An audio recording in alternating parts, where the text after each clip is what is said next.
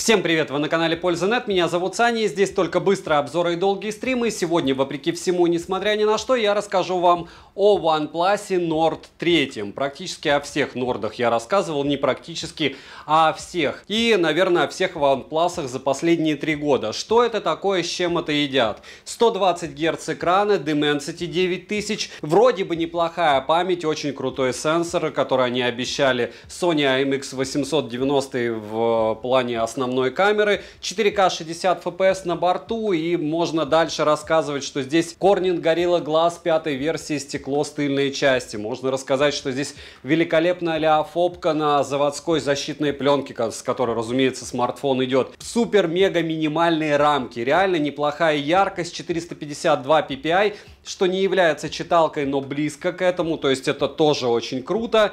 И в принципе практически он не сбрасывает яркость в играх, но это все практически по чуть-чуть. Я сравню его с iPhone 11, к сожалению, для него в этом ролике по видео и фотосъемке. И в целом вам расскажу, сколько всего я выявил за время его использования. Не все безоблачно, но и не все плохо. Самое главное, они оставили здесь переключатель режимов. И это хорошо. А так был OnePlus 2V, вы можете посмотреть на канале, очень даже похожая штуковина, даже внешне, не то что по начинке. К слову, на глобалке она не продавалась, здесь глобальная версия аппарата. Что это значит? Правильно, звонилки здесь, записи нет с одной стороны, с другой стороны есть все бенды, и цена на него довольно вкусная, учитывая просто безумный курс, который мы сегодня видим. Смотрим.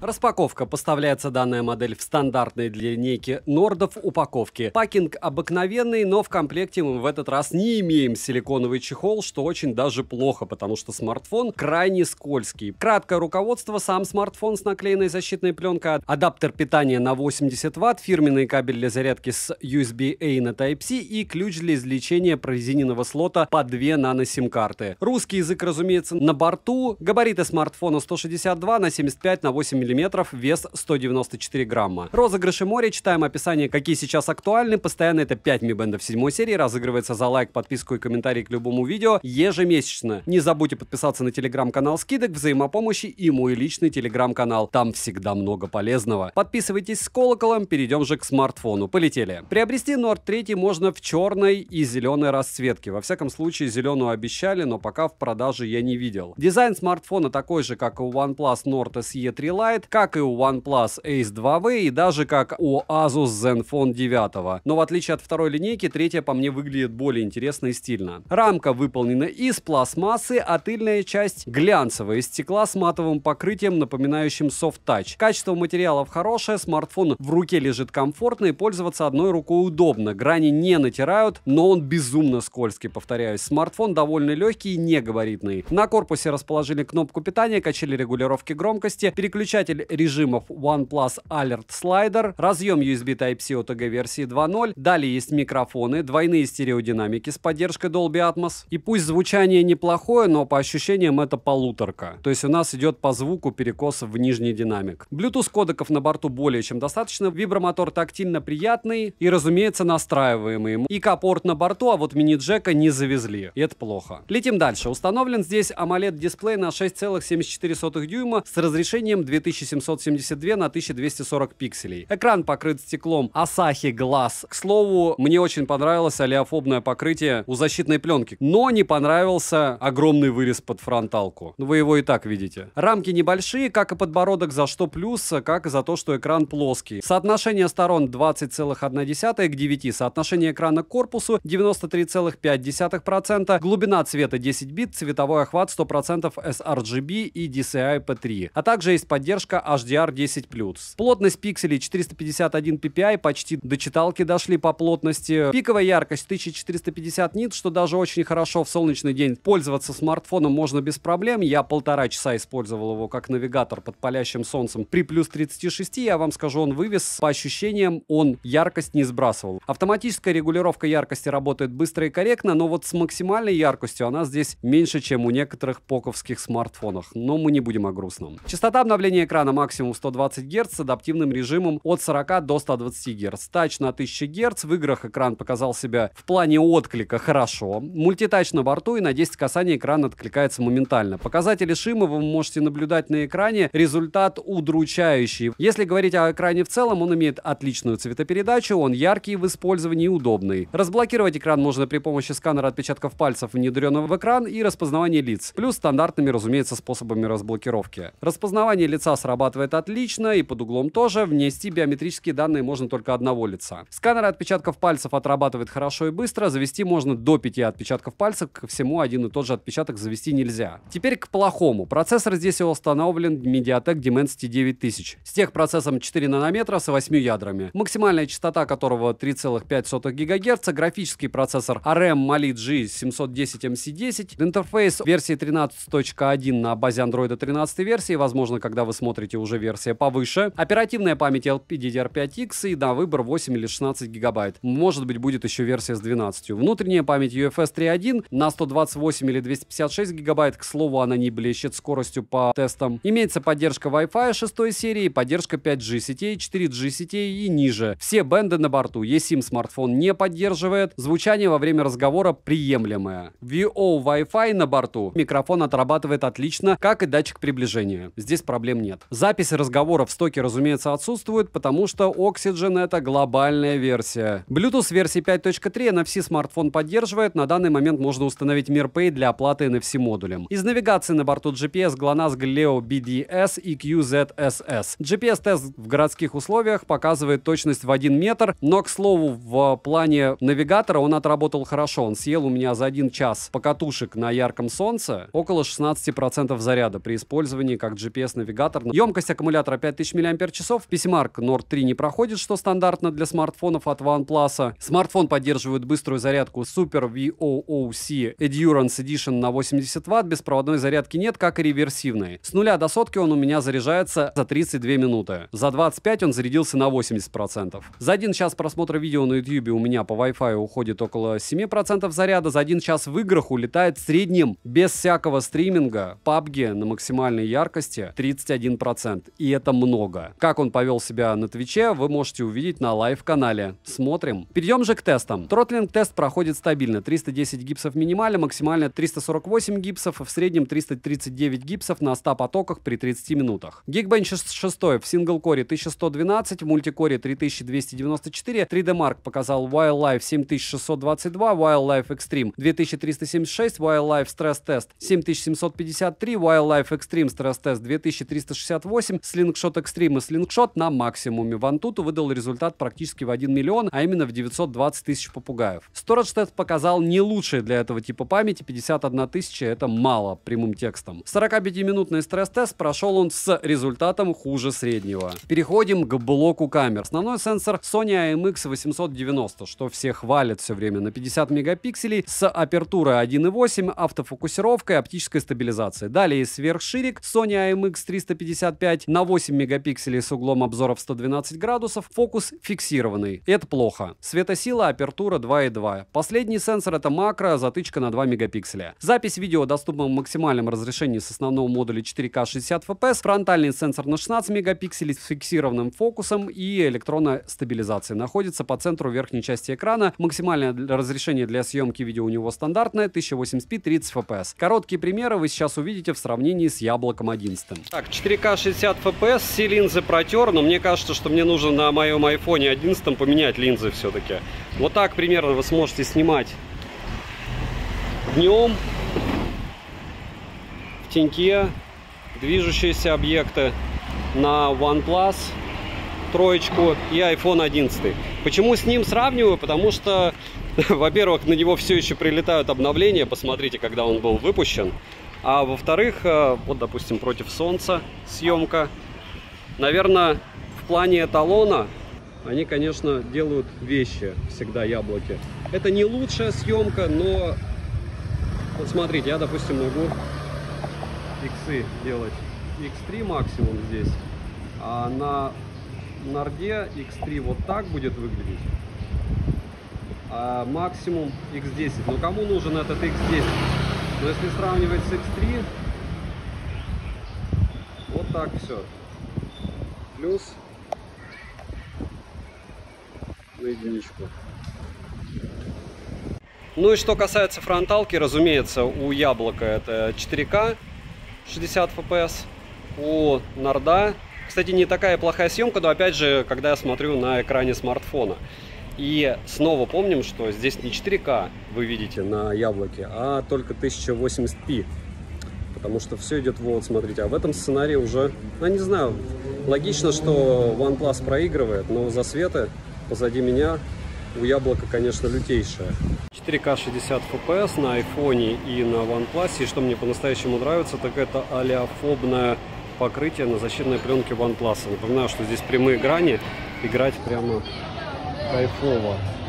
Ну вот сейчас вы видите и слышите, как работают микрофоны, как работает камера этих двух устройств. Еще немного фронталки в менее полевых условиях. 4К 60 FPS, разумеется, на Яблоке. 1080p на OnePlus. Давайте 1080p на Яблоке поставлю. Ну и вот 1080p на Яблоке и 1080p на OnePlus. Видите разницу? Она есть. Я шучу, по-любому видите. Вот так примерно сможете себя снимать, если будете где-нибудь в торговом центре решать себя снимать на эти два смарта. Ну и минимальное сравнение 4К 60 FPS ночной съемки. Вы видите, как Яблоко здесь прям конкретным образом проигрывает. Проигрывает. С другой стороны, может быть, оно и к лучшему, потому что шумов меньше. Но это смотря как смотреть. Смысл, что шумов меньше, когда ты не видишь ничего, правда? Это 4К 60 FPS. Если же включить 4К 30 FPS, мало того, что вы видите, как с источником освещения работает Яблоко, вот чем отличается дорогой смартфон с хорошим сенсором, современным, от дорогого смартфона старого. Разумеется, здесь оптика уже приказала долго жить на Яблоке, с одной стороны. С другой стороны, все равно интересно, правда? 4К 30 FPS. Такая разница. И немного фронталки в 1080p 30 FPS. Ночной, опять же, ну я здесь подсвечен специально. И потому что в ночной съемке и так на Норде видели достаточно. Но нам интересно, что позади меня, ну, по-моему, Яблоко в больших шумах. И начнем с самого интересного и самого простого. У нас Nord 3, разумеется, справа, апертура 2.2, ISO 101, в автомате ультраширик. И у Яблока информации о камере нет. Ну, не критично. Почему? Потому что здесь невооруженным взглядом видно, что Яблоко прям конкретным образом мылит. Притом неясно почему. Вроде бы в некоторых сценариях на ультраширике все неплохо, а в некоторых сценариях вы видите, кстати, что, допустим, вывеска здесь лучше, а по центру какая-то блямба получилась. То ли он поймал какой-нибудь засвет, то ли еще что-то, но это не важно. Если говорить про края, мы видим, что здесь замыливание есть у обоих девайсов, притом, разумеется, у Яблока оно больше, хотя и угол у Яблока получается больше, чуть-чуть, по моим ощущениям, ну и, в принципе, по внешнему виду. С цветами на ультраширике все у нас в порядке, немного Nord перекручивает цвета. Здесь мы можем сравнить уже фронталку, и фронталка, разумеется, по мне, довольно неплохо справилась у Норда, с одной стороны. С другой стороны, если посмотреть, как у Норда все это дело съело волосы неровно, у Яблока просто съело волосы. То есть те волосы, которые здесь частично видны, они не видны на Яблоке вообще. Если говорить про, собственно, цвета, допустим, то плюс-минус я вам скажу одинаково. По победителю я вам откровенно заявляю, что у Норда довольно неплохая фронталка получилась. Если посмотреть на волосы, конечно, по волосам здесь выигрывает однозначно Яблоко. Но по вырезу, ну да, и вырезал он тоже не особо ровно. В принципе, как и Яблоко. Но Яблоко 11, а Nord все-таки 3, свеженький. Напоминаю, исходники качаем, смотрим и сами оцениваем. По цвету лица больше угадало Яблоко точно. И здесь, конечно, самое интересное. Это что? Первое, это пейзаж. И, разумеется, здесь детализация у Норда еще какая. И второй момент, самое интересное, по поводу цветов. Я вам скажу, что здесь больше угадал, кстати, iPhone. И по детализации дальнего объекта, обратите внимание, кто здесь еще выигрывает, это вопрос дня. А ответ дня, что выигрывает в данном сценарии использования Яблоко. Но, опять же, если смотреть другие какие-то объекты, давайте посмотрим на здание. Здесь у нас темные участки вытягивают кто лучше, понятно кто, к сожалению. Если брать в целом ощущение от картинки, ощущение, что у Норда все намного лучше. Но за счет чего? За счет того, что он выкрутил просто-напросто экспозицию, и цвета, ну, по мне, не натуральны как минимум. Если говорить про облака, допустим, те же, то здесь они чуть-чуть как рисованные, у Яблока, по мне, они более натуральные. Хочется без сравнений немного рассказать про фотографию ночью, что может Норд, но ничего супер фееричного. Апертура 1.8 ISO аж 15878 он не может. А с одной стороны, да, здесь вроде бы у нас все есть, но с другой стороны мы поймали зайчика, и по углам я бы сказал, что замыливание очень-очень-очень серьезное, искажение серьезное. И да, можно найти участки, с которыми он справился хорошо, но мне интересен в первую очередь вот этот объект, храм. С ним получилось все максимально печально.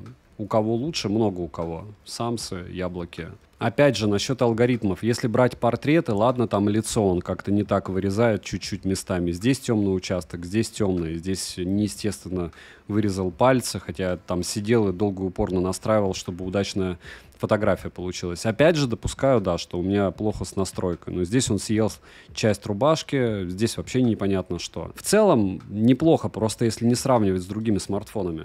Вот он, основной модуль в движении. Понятно, что мало кто фотографирует на основной модуль еще и в движении, но вот я ехал и параллельно пытался снимать. И это отличает не очень дорогие аппараты, то есть очень дорогие аппараты либо имеют функцию в движении, либо второй вариант в автомате имеют возможность на этой скорости, я ехал примерно при 30, все-таки что-то сфотографировать. Опять же, это моя история, я уверен, что они что-то допилят, но мне кажется, дело было не в бобине, а в Dimensity. Если говорить о съемке в недостаточной освещенности, то, ну, что мы имеем? Мы имеем довольно странное отношение с источниками света. Я не скажу, что это лучшее, что я видел. То есть тут одна маленькая лампочка, не такая мощная, и здесь то же самое. Но получается слишком большие искажения. Если говорить про тени и объекты какие-то, да, у нас по краям не особо что-то замыливается, но сказать, что фотография какая-то суперудачная, нет, потому что, ну, допустим, вот та же швабра, объект частично съеден был другой шваброй. Ну как так? По идее, он должен был быть справиться с этим делом довольно просто, но идеи, как говорится, бывают разные. Будем предполагать, что это потому, что я не так поставил свет, не поставил штатив, все фотографировал с рук, ну и все подобное. Так удобней. Ну, а финализировать хочется фотографии объекта. Да, вот так вот мармеладок всего в упаковке огромной мало почему-то. Если говорить о съемке ближних объектов при недостаточной освещенности, в принципе, смарт может исправляться. Но с пальцем вы видите тоже, какая беда. То ли его фиксировать? Мне кажется, что они все-таки будут допиливать прошивку. Сейчас это не камерафон. Сейчас он снимает неплохо, но не на свою стоимость точно. Даже после 1,5 часов работы навигатором, ультрашире, камерой и все остальное работает. 1080p 30 fps. Чуть-чуть подлагивает, но вот так, если снимать стационарно, как меня просит Александр, ну представь, что ты приобрел смартфон и стараешься плавно снимать, делать какой-то контент именно на него. Вот стараюсь для вас. Вот так вы сможете снимать на ультрашире. Параллельно, разумеется, можно фотографировать и ставить на паузу. Так, в 4К 60 fps снимать он может. Притом делает он довольно это неплохо. Вот так с места вы сможете снимать. Напоминаю, что я не нашел чехла.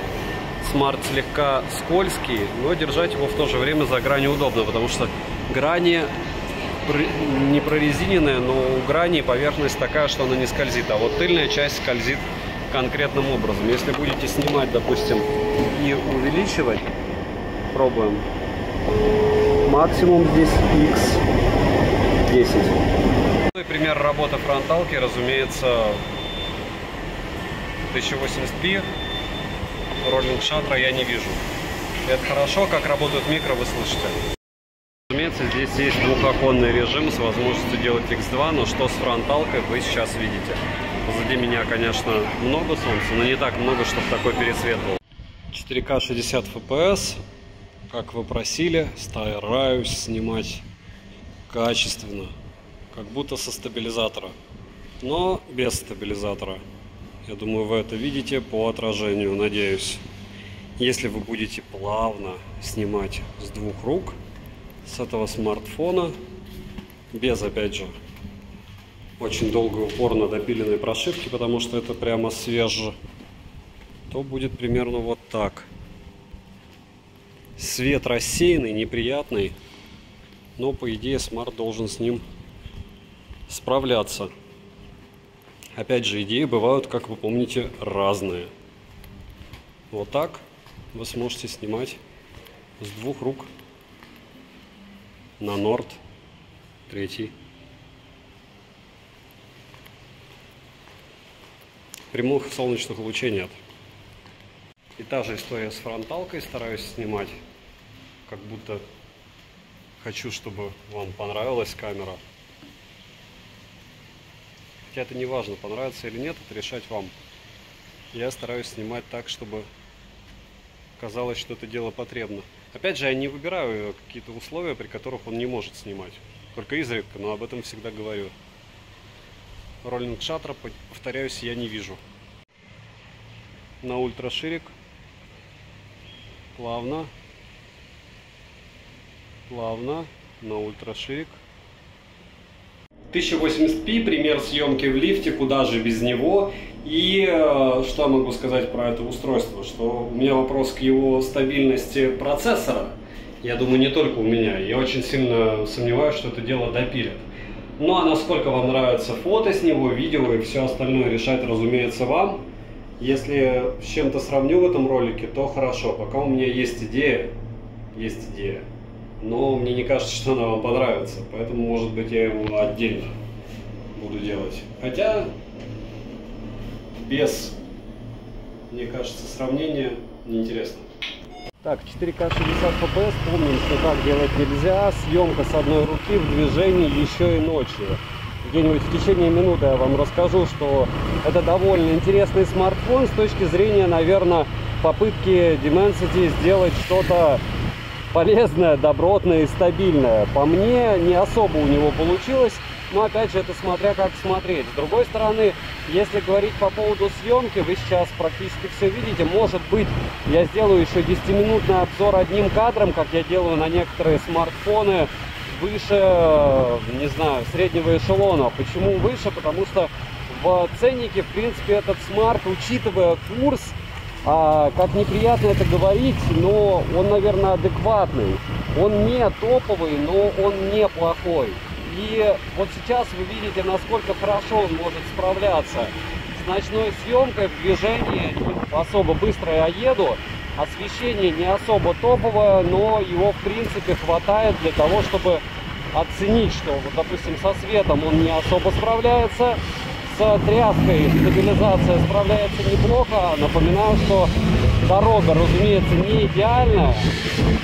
Так делать нельзя. Нельзя в алкогольном либо другом опьянении кататься. Нельзя кататься с одной рукой. Нельзя говорить параллельно и нельзя отвлекаться. Разумеется, я смотрю на дорогу, но мы все это помним, да. И, разумеется, всегда нужно катать в шлеме. Иначе будет плохо. Очень много плохих историй. Насколько хорошо работает микрофон, вы слышите. Повторяю, что я разговариваю в шлеме, хоть и без забрала, но все равно вот так сможете снимать. В принципе, минуты 50 хватит. Ну и ночная фронталка в движении, разумеется, так однозначно делать не надо. Насколько меня хорошо слышно, я понятия не имею. Насколько хорошо он снимает, оценивать вам. Разумеется, фронталка не про съемку вообще, тем более не про ночную съемку, но мы, как говорится, пытаемся проверить, насколько хорошо может все это дело работать. Если говорить о моих ощущениях, то, повторяюсь, DVD с фронталками не дружат. И даже если говорить, что Oppo Find X6 появилась 4К 30 FPS на фронталке, ну, мы понимаем, какой там кроп. Там не 4К, там как максимум 2К, даже не 3-4. Пишите, что вы об этом думаете. Это чисто технически. Может быть, они что-то как-то, там, не знаю, новые сенсоры дистанционно туда установить смогли. Но вот так. Теперь даже если появится 4К, это 4К не будет. Фронталка, ночь, очередной пример и, наверное, очередная одна и та же информация, которую вы от меня слышите из ролика в ролик. Почему так много камер, почему так много видео, допустим?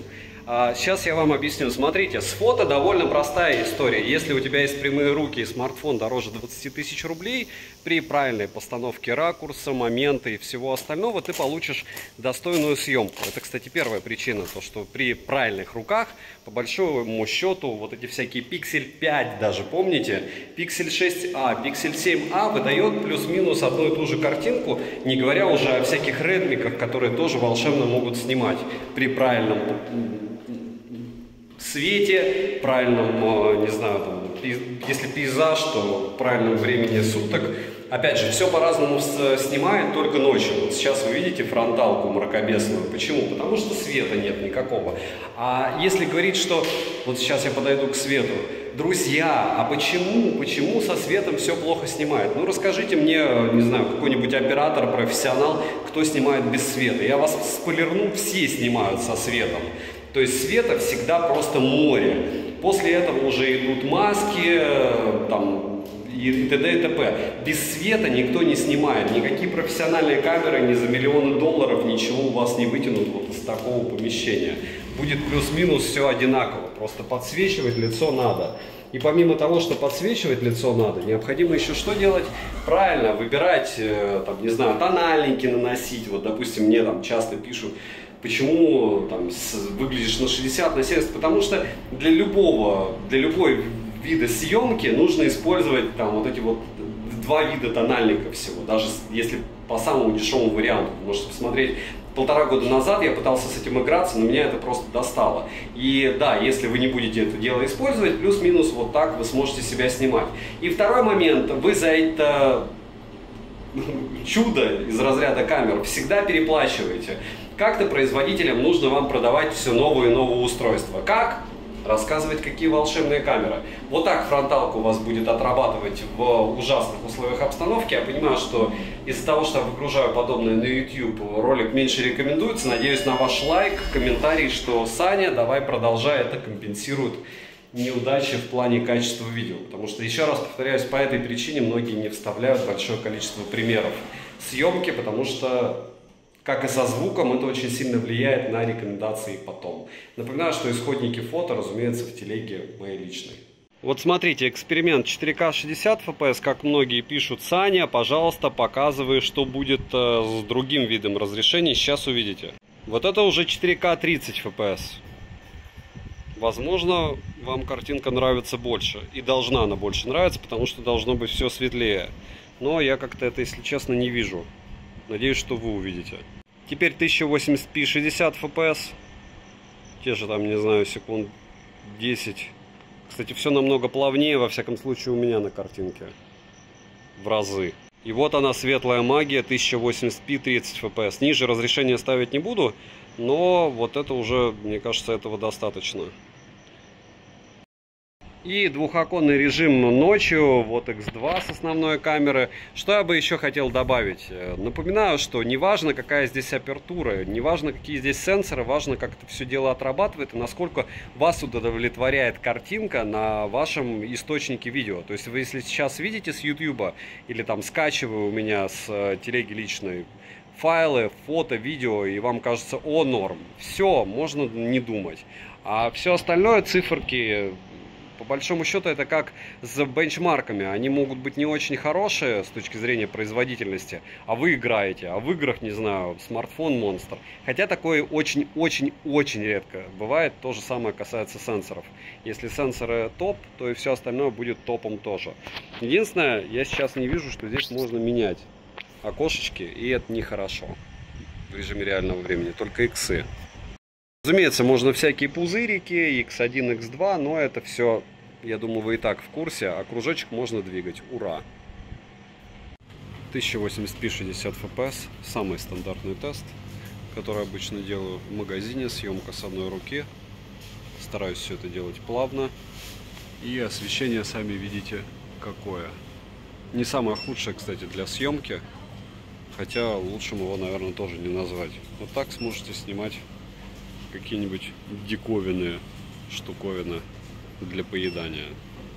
Хотя все то же самое, как у нас. Идеальный способ показать, насколько хорошо все-таки даже с двухоконным режимом, с днем ко днем. Съемка днем всегда хороша, как правильно замечают, что по большому счету у тебя может быть девайс и за $250, и снимать он будет более чем классно. Так что в 99% случаев это даже не в стабилизации дело, а в ночной съемке. Ночное фото, ночное видео в девайсах подороже получше. 4К 60 FPS, на что там можно бесконечно смотреть? Как говорится, то и снимаем, да? Так, зум на фото максимум X20, а на видео максимум X10. Опять же, максимум X10 на видео и в 4К, и в 1080p. Ну а если с ультраширика идти 1080p 30 FPS, то здесь почему-то зум у меня вообще не работает. Очень странно. Может, допилят. По идее, он должен был бы зумировать и менять модули. Но либо это глюк, либо это глюк. Попытка номер 2 с Live HD 1080p 30 FPS. Зумирование так и не работает. Можно параллельно фотографировать, снимать, включать вспышку и ставить на паузу. Снова фронтальные съемки в лифте подлые. Что я хочу отметить, безумно тонкие рамки. Второй момент, странный лагучий интерфейс, потому что с камерой вообще какая-то беда при переключении с ультраширика на основную камеру. А третий момент, почему-то с ультраширика на основной модуль не переключается в режиме съемки, вообще не зумируется. Мне кажется, что им оболочку еще допиливать и допиливать, и он безумно скользкий, прям безумно скользкий, хотя идет без чехла. И вот эти вот грани, которые слегка прорезиненные, я не знаю, какая поверхность у них, они тоже вызывают сомнения определенные. Скользкий, у меня 2 раза чуть не выпал. Минусы: нет мини-джека, мало производительности, плохая оптимизация под игры, и он безумно скользкий. И где чехол OnePlus? Или я чего-то не понял? Хотя зарядка есть, и то хорошо. Машем Samsung, правда? С яблоком. Цену можете посмотреть по ссылке в описании к видео. На распродаже она через 4 дня будет адекватна. Возможно, когда вы уже смотрите, она уже адекватна. Надеюсь, правда, курс не улетит где-нибудь в 120. Тогда она будет неадекватной. Не забудьте подписаться на телеграм-канал скидок, взаимопомощи и мой личный телеграм-канал. Сейчас на наших платформах разумнее покупать было 2 дня назад. Сейчас уже, в принципе, цены подтянули. Не забудьте подписаться на этот канал с колоколом. И всем, кто посмотрел данный ролик, огромное спасибо. Знаете, вы помогаете проекту. И резюмировать я хочу, как всегда, на камеру основную данного девайса. 4К 60 FPS максимум. Что мы имеем в сухом остатке? Разумеется, микрофоны работают его родные. Света здесь более чем достаточно, и вам оценивают, насколько хорошо он может снимать. Но не об этом сегодняшний мой рассказ. Что мы имеем? Еще раз повторяю, что здесь затычка вместо макро. То есть, по большому счету, у нас здесь 2 модуля. Притом, ультраширик работает, я бы не сказал, что лучшим образом. Я бы не сказал, что у него волшебно работает основная камера. И я не очень люблю вспоминать, что было до. Но сейчас я обязательно вам напомню, потому что с Nord 2 происходила история, которая никому из нас не понравится. Они прошивками ухудшили камеру. Это факт. Можете почитать, к чему это привело. Спойлеры ни к чему. Люди купили и все равно пользуются. Если говорить об этом девайсе, по мне, то, что они пошли по пути Dimensity от Mediatek, это, конечно, наверное, для них хорошо. Они экономят. Для нас, как для покупателей и пользователей, это плохо, потому что, опять же, та же оптимизация игр хотя бы. Да, у него кайфовый экран, но какие там 90 FPS, посмотрите на Твиче, он не вывозит.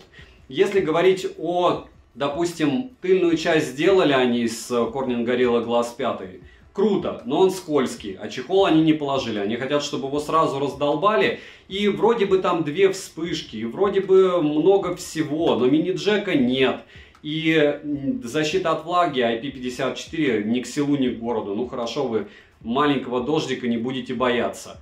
А так, за 36, если они его 36-37 минимальную комплектацию в глобальной версии будут продавать, это, конечно, смарт-бомба. С точки зрения именно рынка, с точки зрения курса доллара сейчас и всего остального. Если в 37 он стоить не будет, то вариантов миллиард вообще, что вы можете за эти деньги купить, начиная с Poco F5 Pro и заканчивая, не знаю, теми же оповскими смартами. Но, опять же, смотреть вам, выбирать вам. Но самое важное, что я хочу для себя и для вас отметить, это у нас глобалка, еще раз повторяю, со всеми бендами, со всеми вытекающими. То есть никаких проблем с этим девайсом не будет. Хотя это BBK.